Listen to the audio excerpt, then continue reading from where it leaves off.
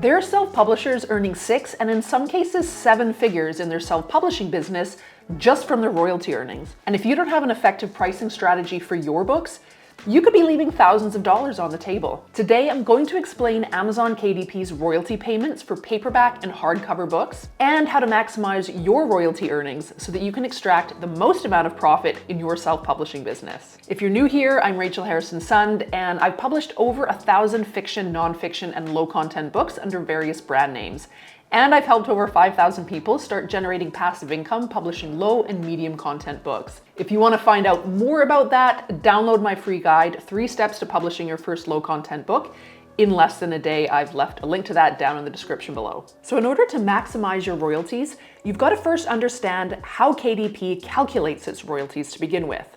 So for paperback and hardcover books, Amazon KDP offers a 60% fixed royalty. So that's 60% of the list price minus the printing costs. And printing cost is going to depend on things like trim size, page count, ink type, and the marketplace that you intend on selling your book in. Now the formula for this is royalty rate times list price minus printing costs equals your royalty.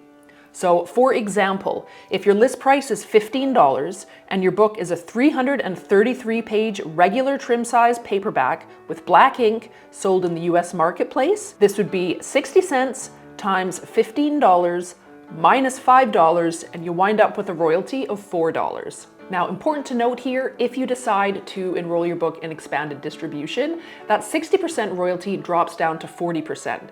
But if you are a low content publisher, this is kind of a moot point for you because low content books are not eligible for expanded distribution. Now, you might not think adding an amount as small as just $1 will make much of a difference in your overall royalty earnings, but let's take a look at an example. So let's say you're charging $7.99 for a 120-page 6x9 paperback.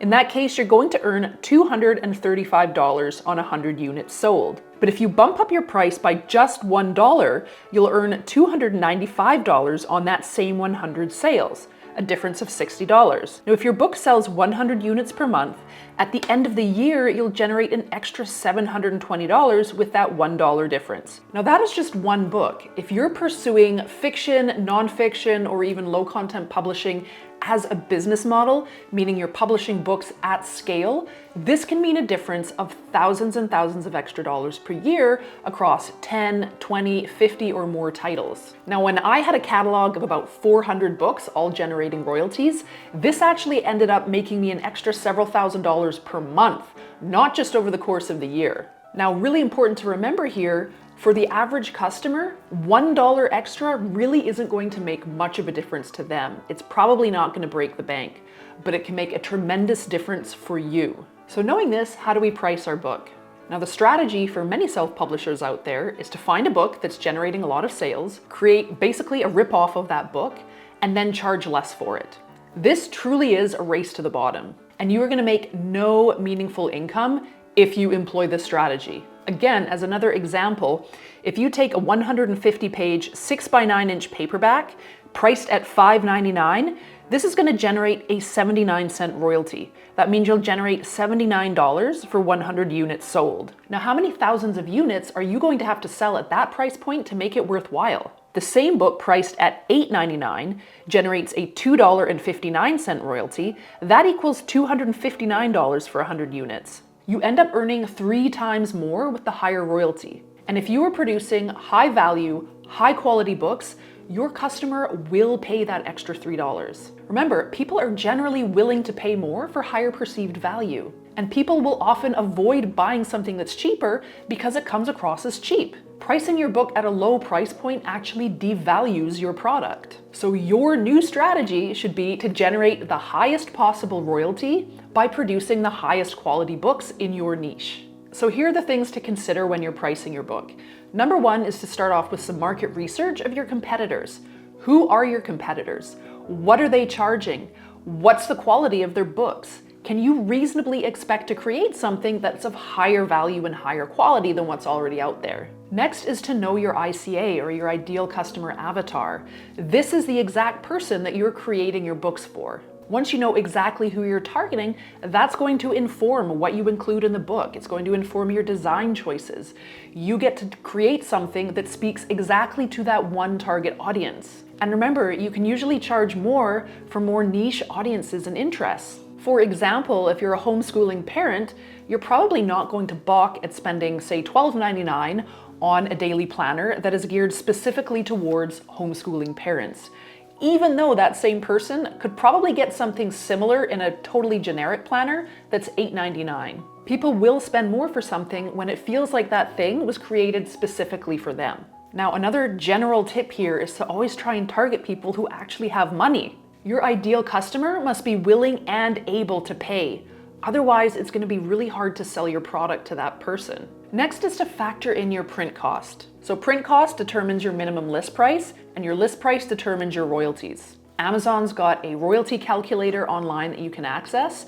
So it's really important that you use that calculator so that you can determine what you want your royalty to be and then adjust your list price accordingly depending on what the print cost is. And when you're using that calculator, you always want to have a predetermined royalty threshold in mind. In other words, what's the lowest amount of royalty that you are willing to accept when you're creating your list price? Personally, I've always aimed for a minimum royalty of $2 per unit sold. Now, yours could be higher, yours could be lower, but the lower and lower you go from $2, the less and less royalties you're going to earn, making the whole thing a lot less worthwhile. If you price all of your books at $5.99, it's going to be really, really difficult to earn any sort of a livable income. And if you want to amplify any of the results you're getting with ads, it's going to make it really, really hard to make your ad spend profitable. If you're enjoying this video, please hit the subscribe button. That would mean the world to me. And if you like it, give it a like as well. Now, the most important tip here is to create a premium product that you can charge premium prices for. Because remember, when you charge premium prices, you must deliver premium value. So this means high quality, high value content that specifically addresses the needs of your ideal customer. It means premium cover design. It means a professional looking description that includes the features and the benefits and is completely free from grammatical and spelling errors.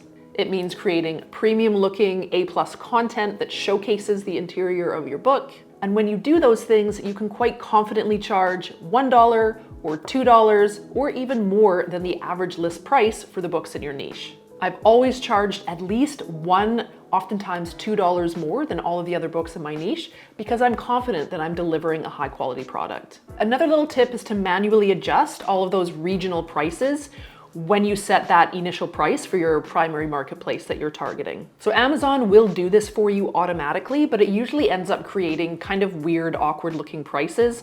Psychologically, most people are just used to seeing prices that end in a 99 cents. So I usually just go down the line and I adjust everything either up or down accordingly so that all of the prices end in a 99 cents. The final tip is to test and track. So don't be afraid to either raise your price or lower your price and see how that affects your overall sales. One main recommendation here though is to just test one book at a time. I do remember a few years back, I think I changed the price on about 15 books at a time. I raised the price on all of them and it really had a negative impact on my sales.